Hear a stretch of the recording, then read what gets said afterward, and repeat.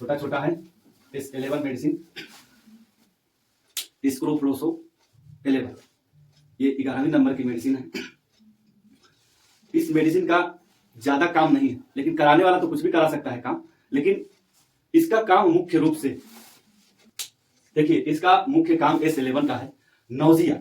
Nausea उसको बोलते हैं जैसे कोई खाना खा लेता है आदमी, और खाना कहीं पर मिला और देखा अच्छा खाना है, थोड़ा सा तेज खा लिया, ज्यादा खा लिया, पेट तो उसका भर गया। पेट भरने के बाद कुछ देर के बाद उसके पेट में ऐसा मैसेज जाता है कि कुछ ऐसा चीज है जो गड़बड़ खा लिया।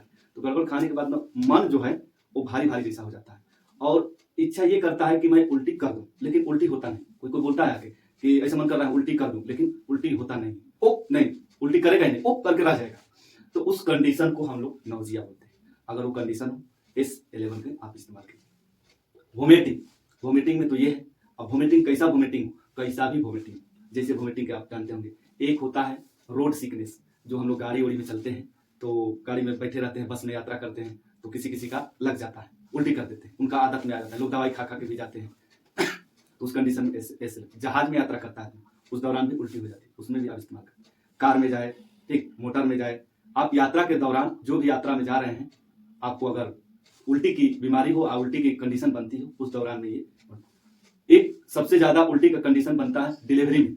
जब प्रेग्नेंट लेडीज होती है, वो फर्स्ट 90 डेज मतलब फर्स्ट 2-3 महीने उनका उल्टी का कंडीशन बना रहता है। नौजिया भी बन सकता है और उल्टी भी कर ही देती है। कितने लोग को तो देखें उल्टी मतलब दिन भर में 3 बार 4 बार 5 बार करते हैं, उससे न्यूट्रिशन डिफेक्ट होता है।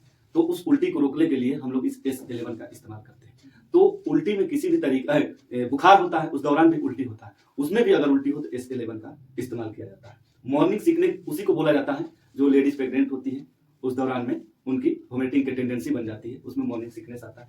कफ, कोई पुराने रोगी जैसे अस्थमा के रोगी हैं, या टीबी के मरीज हैं, या ऐसे भी नॉर्मली खांसी के मरीज हैं, पुराने लोगों में ऐसे कंडीशन और बच्चों में कंडीशन बनता है। इतना खांसता है कि जब तक से वो उल्टी नहीं करेगा तब तक से उसकी खांसी रुकने वाली नहीं है।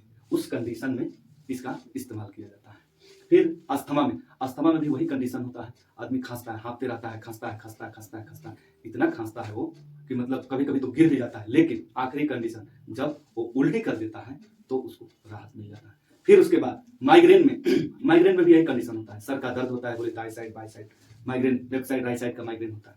उस माइग्रेन में सर दर्द की शिकायत होती है, पहला नंबर तो सर दर्द की रहती है, लेकिन उसकी एंडिंग पॉइंट, उस सर दर्द का एंडिंग पॉइंट कहाँ ले जाएगा, उसको उल्टी करा देगा। तो जब वो सर दर्द किया, उसके बाद बदलते उनकी रहती है, किसी का 2 दिन, किसी का 3 दिन, किसी का 4 दिन, बढ़ते 15 दिन हो जाता है, और किसी का ज्यादा बढ़ जाता है नहीं दवाई लेने पर। तो इस कंडीशन में उनकी एंडिंग मतलब सर दर्द की खत्म होगा, लेकिन वो उल्टी करा करके खत्म होगा। तो उस दौरान में आपको S11 का इस्तेमाल किया जाता है। और सबसे इसका फिजियोलॉजी में इस्तेमाल किया जाता है वेगस नर्व पर। आप लोग इस वेगस नर्व, निमोगैस्ट्रिक नर्व बोला जाता है, जो इधर साइड से ऐसे निकला है और हार्ट, लंग और अपना स्टमक और इंटेस्टाइन तक पहुंच गया है। तो यहां से यहां तक का जो भी रोग होता है, और उसको आपको चित्र में देखना है वेगस नर्व कौन सा है। उस वेगस नर्व के स्टिमुलेट होने से रोग होता है, तो उस वेगस नर्व को दबाने के लिए इस S11 का इस्तेमाल किया। और ये जितने हम ये गीत गाए हैं, ये टोटल वेगस नर्व का गीत गाए हैं। इसी एक वेगस नर्व की वजह से ये कंडीशन होता है, या तो स्टिमुलेट हो जाएगा या तो फिर रिलैक्स हो जाएगा, 2 कंडीशन बनेगा। तो ये पूरी कहानी इस S11 में इतना ही आता है।